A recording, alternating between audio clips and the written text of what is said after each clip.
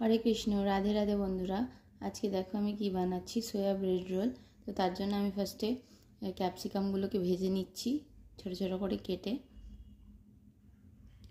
আর সোয়াগুলো কিমা করে রেখে দিয়েছি। তারপরে এর মধ্যে হলুদ, চিনি আর লবণ দিয়ে একটু ভেজে নিলাম, দিয়ে আমি সোয়াগুলোকে দিয়ে দিলাম যেগুলো কিমা করে রেখে দিয়েছিলাম আগে থেকেই। সেগুলো দিয়ে একটু ভেজে নেব।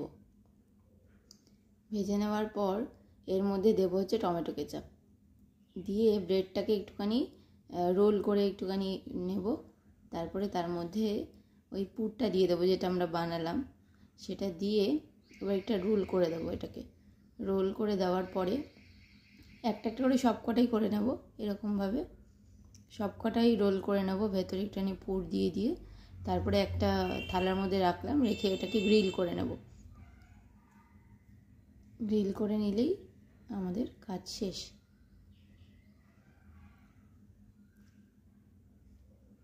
তো দেখো সবকটা গ্রিল হয়ে গেছে আর কত সুন্দর দেখতে লাগছে।